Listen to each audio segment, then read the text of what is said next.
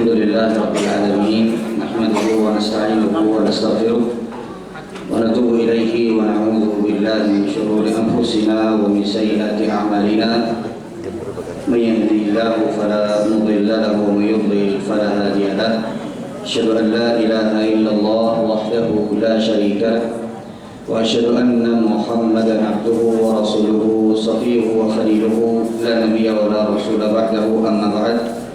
Masyarul muslimin dan muslimat rahimani wa rahimakumullah jami'an. Alhamdulillah, kembali kita bersyukur kepada Allah Subhanahu wa ta'ala atas semua karunia nikmat yang Allah berikan kepada kita semua. Alhamdulillah, kita bisa berkumpul kembali di majelis yang semoga Allah Subhanahu wa ta'ala jadikan kita adalah orang-orang yang terampunkan dosa-dosanya, karena hadir di majelis ilmu yang disebutkan oleh Nabi SAW salah satu jalan yang paling singkat untuk bisa sampai kepada surganya Allah. Man salaka tariqan yaltamisu fihi ilman sahhalallahu lahu bihi tariqan ilal jannah.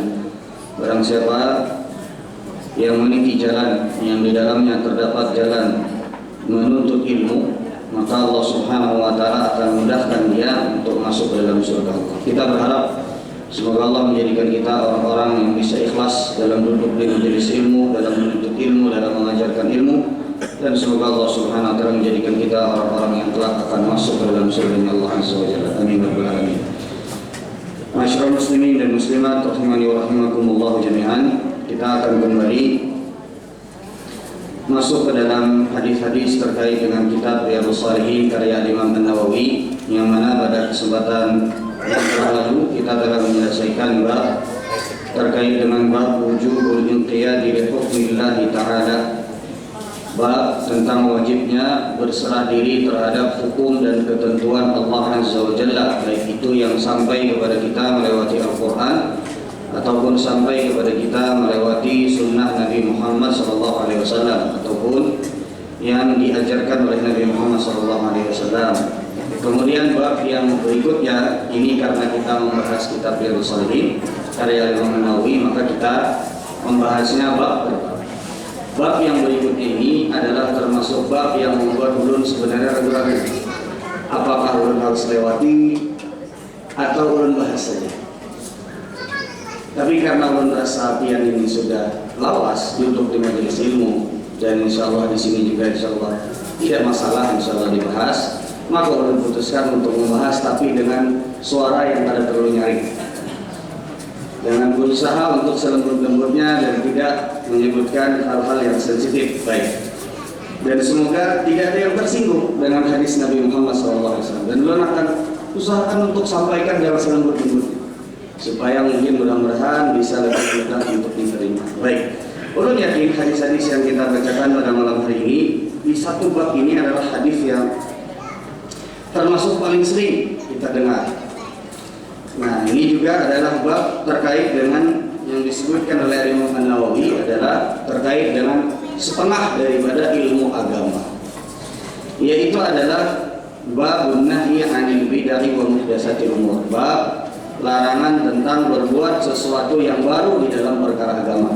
Nah, bab larangan berbuat sesuatu yang baru dalam perkara agama. Jadi berusaha begini supaya jangan ada yang mungkin sekitar. Insyaallah yang kita sampaikan adalah hadis Nabi SAW, dan tidak ada niatan untuk kita saling menyakiti, tidak ada niatan untuk kita saling menyindir, menyinggung, karena semuanya insyaallah nanti kita akan lihat sendiri. Insyaallah yang kita bacakan adalah ayat-ayat Al-Quran dan kemudian juga hadis-hadis Nabi SAW. Baik, yang pertama Bapak Ibu sekalian yang dirahmati Allah Subhanahu wa ta'ala, ada beberapa ayat yang dibawakan oleh Imam An-Nawawi di dalam muqaddimah bab yang akan kita sebutkan. Kalau di kitab ulun ini bab yang ke-18.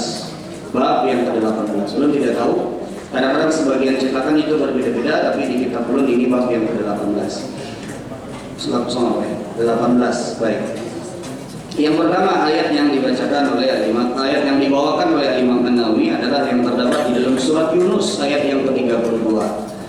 Allah Subhanahu wa ta'ala menyebutkan famadza ba'dal haqqi illa dhalal, dan apa yang dicari setelah kebenaran kecuali adalah ketidakbenaran atau kesesatan. Jadi seorang muslim itu yang dia cari adalah kebenaran. Dan kebenaran itu bukan hanya sekedar dalam perkara agama saja. Bahkan dalam perkara dunia kita pengennya segala sesuatunya itu adalah sesuatu yang benar. Itulah kenapa pada saat ini memang fitrah kita tuh Pak, memang pengennya segala sesuatu itu sesuai dengan jalurnya dan benar adanya. Itulah kenapa kalau seandainya pian sakit, datangnya kemana? Setelah pian bertawakal kepada Allah, usahanya ngapain? Datang kepada ahlinya. Siapa ahlinya? Dokter misalnya, atau orang yang misalnya bisa tahu misalnya seperti misalnya ahli herbal, atau misalnya dokter, atau misalnya mungkin misalnya seperti perawat dan lain sebagainya. Nah ini kan kita cari dalam perkara dunia, kaitannya adalah meskipun dengan perkara dunia, tapi kita carinya adalah jalan yang benar. Ini adalah sebuah fitrah dari manusia. Ulun tanya dia, kalau seandainya mobil biar rusak, dia datangnya kemana? Ke bengkel. Kan gak mungkin mobil biar rusak pian bawa ke rumah sakit ulin, kan gak mungkin. Atau pada saat pian garing, kemudian pian datang ke bengkel, betakun lah montir, ulun rasa sesak bernapasna, apa nih obatnya? Kan gak mungkin. Itu fitrah manusia.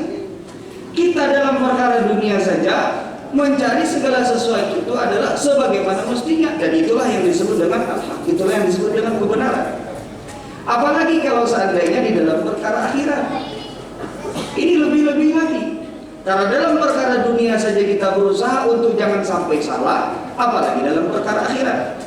Karena kalau dihitung-hitung hidup kita di dunia ini cuma sebentar, ketimbang kalau kita hidup nanti di akhirat.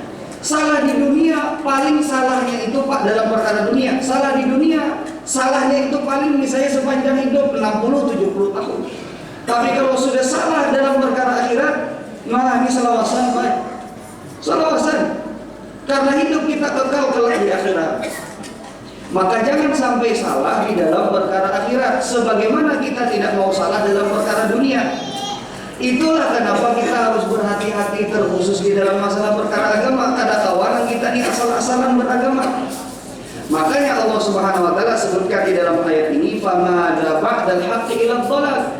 Bahwa yang berseberangan dengan kebenaran itu adalah kesesatan, dan setiap kesesatan itu akan menimbulkan kerugian. Sama kayak dalam perkara dunia. Dia misalnya garing, berobatnya ke montir, ke bengkel. Ini kan salah. Ulun bertanya dengan ulun takut dia. Kira-kira perasaan kita Pak, rugikah kada orang garing bertakun ke rugikah kada? Rugi, bisa jadi tersalah obat. Pian bisa jadi disuruh montir minum oli bekas atau minum oli itu rajin kendaraan bila pinang alih berjalan ganti oli, nah ini minum oli misalnya. Rugi gak ada pian? Rugi. Begitu pula dalam perkara akhirat. Maka jangan sampai perkara dunia kita hati-hati, sangat hati-hati sekali, kemudian perkara akhirat asal-asalan aja. Nah inilah kenapa sampai Allah Subhanahu wa taala menegaskan fama dapat dan haqqi illa dhalal. Apalagi kalau sudah setelah kebenaran, selainnya adalah berarti kesalahan. Maka berarti kita tahu dalam hidup kita ini, kalau berdasarkan ayat ini, ada yang benar, ada yang salah. Nah, itu simbol, ada yang benar, ada yang salah. Maka dalam hal ini berarti kita dituntut untuk mencari kebenaran, sebagaimana kita mencari kebenaran dalam perkara dunia, apalagi kalau sudah dalam perkara akhirat. Karena sebagaimana tadi kita sebutkan, fondasinya adalah bahwasanya hidup kita di dunia ini jauh lebih singkat ketimbang hidup kita kelak di akhirat. Maka jangan sampai salah di dalam perkara akhirat. Ini makna kenapa sampai Imam Nawawi membawakan ayat ini di muqaddimah bab ini. Yang kedua, di antara ayat yang dibawakan oleh Al-Imam An-Nawawi, Allah Subhanahu wa taala berfirman, "Fa in tanaza'tum fi syai'in farudduhu ila Allahi wa Rasul."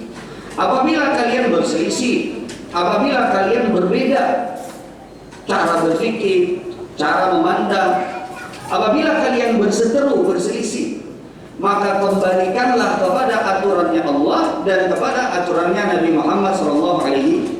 Maksudnya adalah kepada Al-Quran dan juga kepada sunnah Nabi Muhammad SAW, dan juga kepada hadis-hadis Nabi Muhammad SAW. Di sini sudah dijelaskan oleh Allah Azza wa Jalla bahwasanya kalau seandainya kita ini kebingungan, kalau seandainya kita ini kesulitan untuk mencari kebenaran, karena di ayat yang pertama tadi Allah Subhanahu wa taala menyebutkan ada yang benar, ada yang salah. Kita dituntut untuk mencari yang benar. Pertanyaannya, bagaimana kita mencari kebenaran itu? Bagaimana caranya? Apa yang harus kita lakukan untuk mencari kebenaran? Maka jawabannya di ayat ini. Itulah kenapa Imam An-Nawawi menyebutkan ayat ini di nomor 2 dari dalil dari muqaddimah bab ini. Jawabannya bagaimana? Disuruh kita untuk mengembalikan segala sesuatunya kepada Allah dan juga kepada Rasul sallallahu alaihi wasallam. Baik, bisa dimengerti sampai sini Pak. Inilah kenapa ayat yang kedua ini adalah fa in tanaza'tum fi syai'in farudduhu ila Allahi war Rasul. Ini sudah kaidah umum, kaidah baku. Jadi kalau sudah ada firman Allah Azza wa Jalla, kemudian sudah ada hadis Nabi sallallahu alaihi wasallam, jangan lagi memakai akal. Pada masuk di akal saja nah jangan lagi. Kalau sudah ada dalilnya dari Al-Quran, dari hadis Nabi SAW, apalagi sudah ada jelas, misalnya para sahabat Nabi SAW memahaminya dengan pemahaman seperti itu. Apalagi bukan cuma satu orang sahabat, 2, 3, 4, 5, apalagi sampai ini kebanyakan para sahabat Nabi sudah menjelaskan bahwa makna ayat ini atau makna hadis ini adalah demikian. Jangan dinalar pakai akal kita. Betul, akal ini adalah salah satu cara kita untuk memahami dalil. Tapi kalau sudah ada sesuatu yang kira-kira nggak masuk di akal kita, terkhusus misalnya perkara tersebut adalah perkara-perkara gaib. Karena memang perkara gaib itu yang diperlukan bukan akal, tapi yang diperlukan apa Pak? Iman. Yang diperlukan apa? Iman. Pada saat Allah Subhanahu wa taala sebutkan di dalam Al-Qur'an ada neraka, ada surga. Nabi Shallallahu Alaihi Wasallam pernah suatu ketika pada saat beliau berhadapan dengan para sahabat Nabi Shallallahu Alaihi Wasallam, maka Nabi menceritakan tentang surga dan tentang neraka. Dalam sebagian riwayat dibukakan kepada Nabi Shallallahu Alaihi Wasallam contoh bagaimana surga, bagaimana neraka. Ada dalilnya dari Al-Quran, ada dalilnya dari hadis. Pak, kita perlu bertanya, urutan semua sampai ke surga dan neraka itu. Ada ke surga dan neraka itu tidak pernah bertanya. Sudah yakini saja, lebih selamat.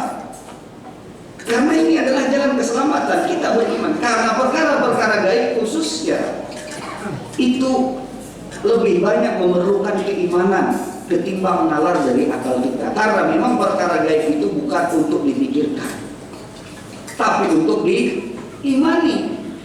Itulah kenapa di antara rukun iman kita adalah di antaranya seperti misalnya rukun iman kepada hari akhir.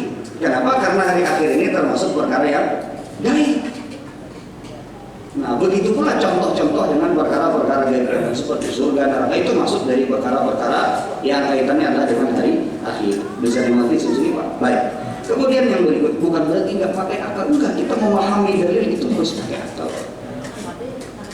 Kita memahami hadis Nabi harus pakai akal. Memahami perkataan para sahabat Nabi SAW harus dicerna juga. Tapi sekali lagi tadi kalau rasa-rasa kita ini pemahamannya bisa menyelisih dengan apa yang sudah jelas, misalnya dikatakan tafsirnya begini loh kata para sahabatnya, tafsir ayat ini begini loh, tafsir hadis ini begini loh, penjelasan hadis ini begini loh, sudah beriman saja, anggap pasti sudah kita salah. Ada mungkin kita lebih jujur daripada para sahabat Nabi? Nggak mungkin, itu kaidah asli. Nah, kaidah asal, nggak mungkin kita lebih bagus daripada para sahabat Nabi, nggak mungkin Pak. Baik, ini kekencangan nggak? Maka tadi enak lembut jelas. Kekencangan kalau ini kada apa-apa. Ulun turunan sedikit. Kemudian firman Allah Subhanahu wa taala, wa anna hadza sirati mustaqimah. Dan kata Allah Subhanahu wa taala, ini adalah sirati, jalan mustaqimah, lurus. Fattabi'uhu, maka hendaklah kalian mengikutinya. Wala tattabi'us subul, dan janganlah kalian mengikuti jalan-jalan yang menyimpang.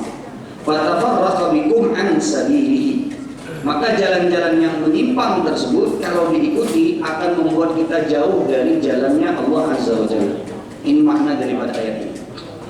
Kalau di dalam Di antaranya tafsir Ibnu Katsir rahimahullah taala, juga di dalam tafsir Al-Baghawi rahimahullah taala, Imam Al-Baghawi dan juga Imam Ibnu Katsir, kurang lebihnya makna inti daripada perkataan beliau adalah Allah Subhanahu wa taala menjadikan sirat di sini adalah, kemudian juga sabil di akhir ayatnya itu hanya mufrad. Mufrad itu artinya satu, kalau jamak artinya lebih dari satu. Sabil itu adalah satu jalan, sirat adalah satu jalan, ini satu. Tapi Allah Subhanahu wa taala menyebutkan jalan-jalan yang menyimpang itu subul. Makanya di sini disebutkan wala tattabi'us subul, dan janganlah kalian mengikuti jalan-jalan yang menyimpang. Itulah kenapa para ulama memahami dari ayat ini bahwa jalan yang benar, Pak. Jadi kebenaran itu satu. Jadi kalau ada hak batil, berarti salah satunya pasti hak. Ini kita tidak berbicara dengan, misalnya jangan sampai salah paham. Oh Ustaz, berarti yang benar itu cuma satu. Berarti kalau misalnya doa iftitah cuma satu, enggak, karena itu memang benarnya banyak. Bisa dimengerti sendiri Pak. Nah, doa iftitah itu termasuk di antara yang ada tanawwu, ada khilaf tanawwu. Artinya ada perbedaan lafadznya, tapi semuanya datang dari Nabi Shallallahu Alaihi Wasallam. Itu bukan masuk ke dalam perkara ini. Tapi ini yang kaitannya adalah dengan kebenaran. Jadi tidak seperti perkataan orang-orang liberal, karena orang-orang liberal itu bilang semuanya benar. Cuman cara mencari kebenarannya yang berbeda-beda. Nah, ini salah Pak. Kalau semuanya benar, buat apa Allah Subhanahu wa taala mengutus para nabi dan para rasul? Kalau semuanya benar, buat apa ada surga dan neraka? Kalau semuanya benar, buat apa ada timbangan amal kebaikan dan keburukan kelak pada hari kiamat? Kalau semuanya benar, buat apa ada hari pembalasan kelak pada hari kiamat?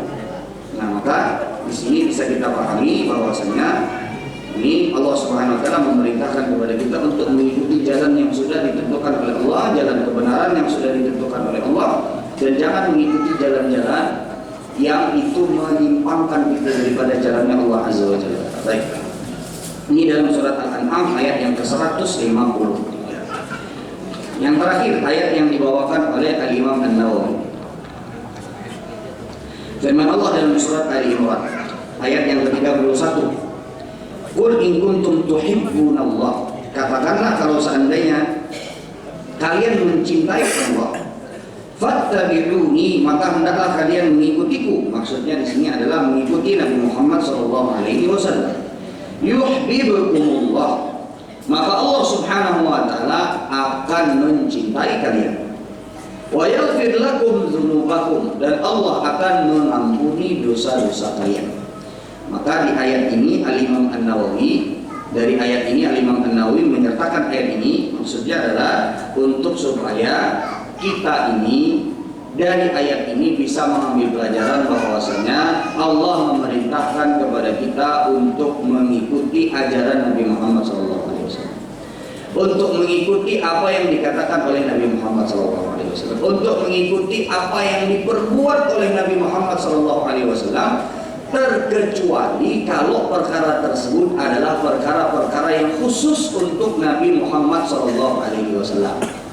Di antara contohnya pernah kita bahas, Nabi SAW boleh berpuasa wisol, sedangkan kita nggak boleh puasanya nyambung, siang puasa, malam puasa sampai ke besok, nggak boleh. Kita tidak boleh. Tapi Nabi Muhammad SAW boleh. Contoh seperti misalnya sholat malam, dikatakan oleh Nabi SAW adalah sesuatu yang diharuskan untuk Nabi Muhammad, cuma kalau kita kan tidak wajib. Begitu pula misalnya di perkara-perkara yang lainnya, seperti Nabi SAW menikah tanpa mahar. Tapi itu kekhususan untuk Nabi Muhammad SAW. Kalau kita harus ada maharnya. Ya, kalau menikah harus ada maharnya, karena itu syarat. Kalau mau pernikahan itu sah, berarti harus ada maharnya. Ya meskipun misalnya maharnya ngutang, ya nggak apa-apa, dibayar ngutang.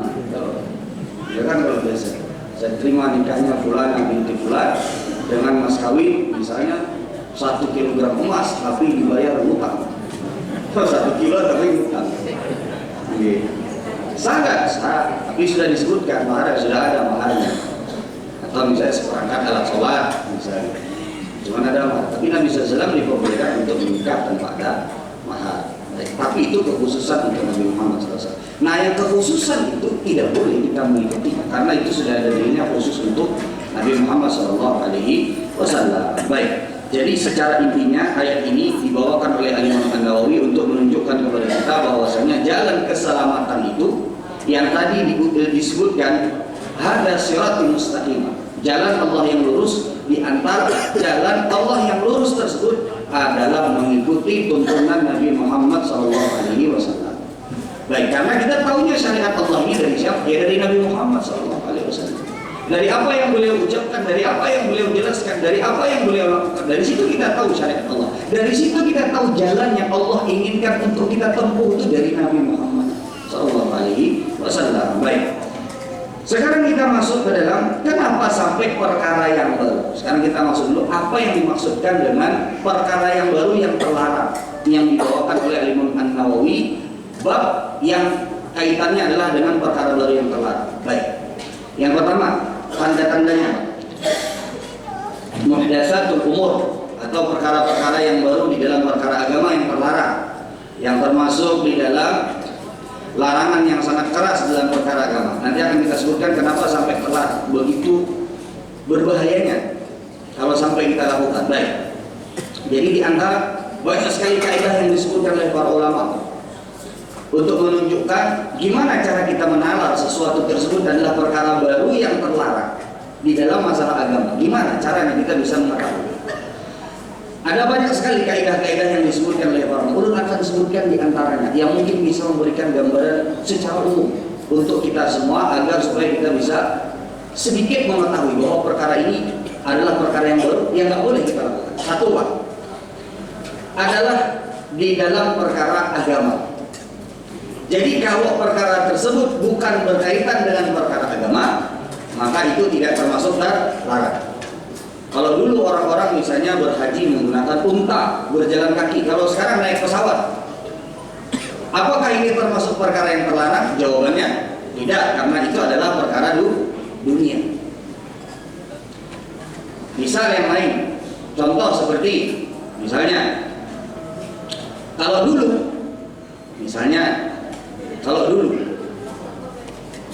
di zaman Nabi SAW, di zaman Nabi SAW itu azan di luar masjid naik dulu. Kalau sekarang azan di mana? Di dalam masjid. Apakah itu termasuk di antara perkara yang terlarang? Jawabannya tidak. Karena dulu ada keperluannya. Karena dulu untuk supaya orang-orang bisa lebih luas suaranya terdengar, supaya orang bisa tahu. Kalau sekarang sudah ada mikrofon. Nah, itu adalah terkait dengan perkara dunia. Meskipun itu adalah misalnya wasilah untuk perkara ibadah, tapi itu kaitannya adalah dengan perkara dunia. Baik. Jadi yang pertama tadi kaidahnya adalah bahwa perkara tersebut adalah kaitannya dengan perkara ibadah, perkara agama. Satu. Yang kedua, di antara cara kita menalar apakah perkara tersebut perkara baru yang terlarang ataukah tidak. Yang kedua, perkara tersebut adalah perkara yang mungkin atau bahkan ada keperluannya yang seharusnya dilakukan di zaman Nabi Muhammad SAW, tapi tidak dilakukan oleh Nabi. Ulangi. Perkara tersebut adalah perkara yang mungkin untuk dilakukan oleh Nabi SAW di zaman Nabi Muhammad SAW, bahkan mungkin bisa jadi ada keperluannya, tapi tidak dilakukan oleh Nabi Muhammad SAW. Baik, bisa dimengerti sampai sini Pak? Baik. Ulun beri contoh. Misalnya seperti Nabi Muhammad SAW itu mengajar, ini contoh yang aman-aman saja Pak, contoh yang aman. Jadi supaya tidak terlalu ekstrim contohnya, belum kasih contoh yang aman. Contoh misalnya seperti kalau orang mau masuk ke masjid, maka ada yang namanya sholat tahiyatul masjid. Bagaimana kalau seandainya, karena masjid ini adalah tempat yang dihormati. Bagaimana kalau seandainya seseorang masuk ke dalam rumah ibunya? Karena ibu juga adalah yang kita hormati. Allah Subhanahu wa taala memerintahkan kepada kita untuk berbakti kepada kedua orang tua. Boleh nggak kalau kita buat misalnya sholat tahiyatul bait, sholat tahiyat untuk rumah, boleh apa enggak? Jawabannya tidak. Karena pada zaman Nabi SAW juga diperintahkan untuk berbakti kepada kedua orang tua, kepada ibu, kepada ayah, tapi tidak ada. Di zaman Nabi Muhammad SAW, orang yang kalau masuk ke rumah ibunya, sholat dulu 2 rakaat. Bisa dimengerti seperti itu. Kasih contoh yang sedikit lebih jelas. Kita ada sholat tahiyatul masjid. Ada sholat tahiyatul masjid. Kalau seandainya biar sholat id di lapangan, ada nggak sholat tahiyat lapangan? Padahal di zaman Nabi SAW itu ada kesempatannya, karena Nabi juga sholatnya di mana? Di lapangan. Tapi tidak dilakukan oleh Nabi SAW dengan adanya kesempatan tersebut. Begitu pula para sahabat Nabi SAW tidak melakukannya. Maka berarti kita tahu bahwasanya kalau ada yang mengada-adakan sholat tahiyat lapangan pada saat sholat id, berarti benar atau tidak? Tidak. Kenapa? Karena Nabi tidak melakukannya, sahabat tidak pernah melakukannya meskipun kesempatannya ada. Bisa dimengerti sampai Pak? Baik. Yang ketiga,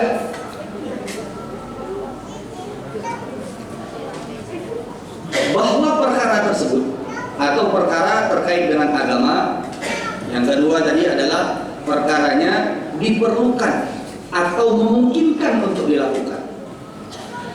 Maka yang ketiga ditambah, selama tidak ada yang membuat Nabi terhalangi untuk melakukan perkara tersebut. Ulangi, perkara agama memungkinkan untuk dilakukan. Kemudian yang ketiga, selama perkara tersebut tidak ada penghalang untuk Nabi untuk melakukan tersebut. Ulun beri contoh. Di zaman Nabi SAW itu pada saat bulan suci Ramadan, Nabi SAW keluar sholat tarawih itu di masjid. Malam pertama, sebagian para sahabat lihat, wah ada Nabi sholat. Akhirnya sebagian para sahabat sholat di belakang beliau. Malam kedua, sebagaimana diriwayatkan dalam Sahih Bukhari, malam kedua Nabi SAW keluar lagi. Pada saat Nabi SAW keluar, tambah banyak yang ikut sholat di belakang Nabi Muhammad SAW. Malam ketiga, Nabi SAW keluar. Kemudian setelah itu ternyata tambah banyak. Dalam sebagian riwayat sampai malam keempat. Dalam sebagian riwayat sampai malam keempat. Malam kelima atau malam keempat, Nabi SAW cuma lihat para sahabatnya berkumpul nunggu Nabi untuk jadi imam sholat tarawih. Tapi Nabi nggak keluar. Subuh harinya Nabi bilang kepada para sahabat Nabi SAW, aku sudah melihat apa yang kalian lakukan tadi malam, dan tidak ada yang membuatku tidak keluar untuk melakukan sholat tarawih berjamaah bersama kalian, kecuali karena aku takut jangan-jangan nanti Allah mewajibkan sholat tarawih tersebut dan kalian tidak mampu untuk melakukan. Bisa dimengerti semua. Jadi kesempatannya ada, tapi Nabi tidak lakukan karena memang ada penghalangnya. Apa penghalangnya? Karena rasa takut Nabi jangan-jangan nanti Allah mewajibkan sholat tarawih tersebut. Sehingga meskipun perkara tersebut berhenti dilakukan oleh Nabi SAW, ketika dilakukan di zaman Umar bin Khattab, dihidupkan kembali ketika zaman Umar bin Khattab, maka itu bukan perkara baru yang dilakukan oleh Umar bin Khattab. Kenapa? Karena pernah dilakukan oleh Nabi, cuman berhenti gara-gara Nabi SAW ada penghalangnya. Ada sesuatu yang membuat Nabi khawatir, jangan-jangan ini nanti diwajibkan. Dan itu sangat mengkhawatirkan untuk Nabi SAW. Karena Nabi ingin supaya syariatnya Nabi Muhammad SAW mudah dan bisa dijalankan oleh umatnya. Itulah kenapa kalau orang bertakun di zaman Nabi SAW, termasuk hal yang berdosa kalau orang bertakun di zaman Nabi, turun syariat untuk menambah syariat karena pertanyaan orang tersebut. Makanya Nabi SAW melarang para sahabatnya untuk bertanya. Bahkan di dalam Al-Quran, ya ayyuhalladzina amanu la tas'alu an asya'a in tubda lakum tasukum. Wahai sekalian orang yang beriman, jangan bertanya terhadap sesuatu yang kalau Allah jawab itu akan mempersulit kalian semua. Makanya para sahabat Nabi SAW sangat hati-hati di dalam bertanya. Makanya kalau ada para sahabat Nabi, di antara contoh misalnya ada sahabat Nabi yang bertanya, pada saat Nabi mengatakan Allah telah mewajibkan haji atas kalian, ada sahabat yang bertanya, aku dulu amin ya Rasulullah, apakah setiap tahun ya Rasul? Nabi berdiam sampai 2 kali sampai 3 kali. Maka kata Nabi SAW, lau kuntu na'am la wajabat lama stata'tu. Kalau seandainya aku katakan iya, maka kalian tidak akan mampu. Makanya Nabi SAW kaidahnya adalah bahwa Nabi SAW sangat khawatir sekali kalau syariat itu bertambah dan memberatkan umat, terkhusus dalam perkara ibadah. Makanya pada saat di zaman Nabi SAW, Nabi berhenti sholat berjamaah. Tapi bukan berarti itu adalah membuat kita terlarang sholat tarawih berjamaah di masjid. Maka bagi mereka yang sholat berjamaah tarawih di masjid tidak dikatakan sebagai orang yang melakukan perkara baru. Misalnya di zaman Nabi sudah ditinggalkan tuh, enggak, karena Nabi meninggalkannya ada alasannya. Nah, bisa dimengerti seperti Pak. Nah ini kurang lebihnya. Kalau kita menerang meskipun ada perincian dan lain sebagainya, cuma yang jelas kalau kita mau menalar sedikit melihat, nah, paling gampangnya Pak, paling gampang daripada pian ribet-ribet melihat mencari kaidah, menalar kaidah. Tapi itu kaidah umum yang sebaiknya kita dapat. Tapi paling gampangnya dia lihat, adakah sahabat Nabi yang melakukannya atau tidak, itu paling gampang. Karena nggak mungkin kalau ada perkara yang baik kemudian tidak dilakukan oleh satupun para sahabat Nabi. Mungkin, pasti ada. Dan tidak mungkin kalau seandainya perkara tersebut baik dan benar sesuai dengan syariat kemudian tidak ada satu orang sahabat Nabi pun yang melakukannya, itu mustahil. Bisa dimengerti seperti Pak? Berulang. Kalau kita mau gampang daripada susah-susah, lihat apakah ada sahabat Nabi yang melakukannya. Kenapa alasannya? Karena tidak mungkin ada sebuah kebaikan yang diajarkan oleh Nabi Muhammad SAW kemudian tidak ada satu orang pun para sahabat Nabi yang melakukannya. Itu nggak mungkin. Karena para sahabat Nabi adalah orang-orang yang berusaha untuk mengikuti sunnah Nabi. Masa satu orang pun tidak ada yang melakukannya? Kalau semua para sahabat Nabi tidak pernah melakukannya, itu tanda-tanda perkara tersebut jangan kita lakukan, karena orang-orang terbaik pun tidak pernah melakukannya. Bisa dimengerti seperti Pak. Nah, ini sudah paling lembut sudah Pak. Nah, paling terus sudah berusaha hati-hati. Baik, kemudian kita masuk ke dalam kenapa sampai perkara yang baru itu dilarang di dalam perkara agama. Kenapa sampai kok sampai tercela? Perlu jelaskan di antara sebab kenapa perkara tersebut adalah perkara yang tercela. Yang pertama adalah bahwa kalau seseorang melakukan perkara yang tidak pernah diajarkan oleh Nabi Muhammad SAW, baik itu melewati ayat-ayat Al-Quran ataupun juga melewati hadis-hadis Nabi Muhammad SAW, tidak ada ajaran, maka ini sama dengan menuduh syariat Islam itu tidak sempurna. Maka ini sama dengan menuduh syariat Islam itu belum sempurna. Kok bisa? Ya karena Islam itu sudah sempurna sehingga tidak perlu lagi kita menambah-nambah.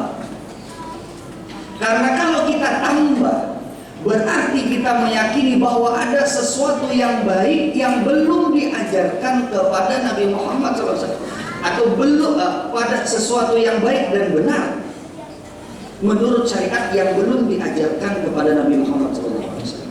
Itu konsekuensi yang pertama. Yang kedua, ini yang paling parah, bahwa kalau kita mengatakan habis berapa menit lagi? Berapa? 4, 8. Kalau kita mengatakan ada sesuatu yang baru yang belum diajarkan oleh Nabi Muhammad SAW, itu diantara konsekuensinya adalah berarti kita seolah-olah menuduh Nabi Muhammad SAW berkhianat terhadap risalah. Seolah kita mengatakan bahwa ini loh, sebenarnya ada syariat yang lebih bagus, tapi nggak disampaikan oleh Nabi. Tiga nggak gitu? Begitu Pak sama Nabi Muhammad SAW. Tidak. Kalau orang yang mencintai Nabi Muhammad SAW, ada bakalan turun Pak. Seolah-olah seperti kita mengatakan, oh ini berarti ada sesuatu yang nggak diajarkan oleh Nabi Muhammad SAW yang disembunyikan oleh Nabi Muhammad SAW. Nah ini diantara konsekuensinya. Nah, baik. Ya, ini kenapa sampai perkara-perkara yang baru di dalam perkara agama itu adalah perkara-perkara yang terlarang dan perkara-perkara yang tercela. Baik, sekarang kita masuk ke dalam hadis. Hadis yang pertama. Di sini cuma ada 2 hadis. Semoga bisa selesai dalam 4 menit. Ada 2 hadis. Yang pertama adalah hadis yang sangat masyhur. Adalah hadis yang diriwayatkan oleh Aisyah radhiyallahu taala anha. Ini adalah hadis yang sahih diriwayatkan oleh Imam Al-Bukhari dan Imam Muslim. Nabi sallallahu alaihi wasallam mengatakan, "Man ahdatsa fi amrina hadza ma laysa minhu fa huwa raddun." Barang siapa yang mengada-adakan perkara baru di dalam perkara agama yang tidak pernah ada tuntunannya, maka dia akan tertolak.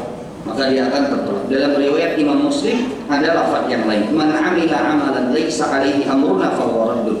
Barang siapa yang mengamalkan amalan tidak ada contohnya, tidak ada petunjuknya dari kami, kata Nabi sallallahu alaihi wasallam, fa huwa raddun, maka dia akan tertolak. Jadi amalannya tertolak. Nah dari sini Al-Imam An-Nawawi juga Al-Imam Syekhul Islam Ibnu Taimiyah rahimahumullah jami'an itu menyebutkan bahwasanya hadis ini adalah setengah daripada perkara agama.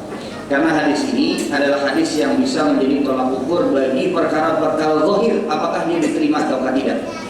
Kalau hadis potongan setengahnya lagi, kan ini berarti setengah. Nah yang setengahnya yang mana? Setengahnya adalah innamal a'malu binniyat. Sesungguhnya segala sesuatu itu tergantung pada niatnya. Nah, kalau niatnya ikhlas, berarti akan diterima oleh Allah. Kalau tidak ikhlas, berarti tidak diterima. Nah, ini ukuran terhadap perkara batin.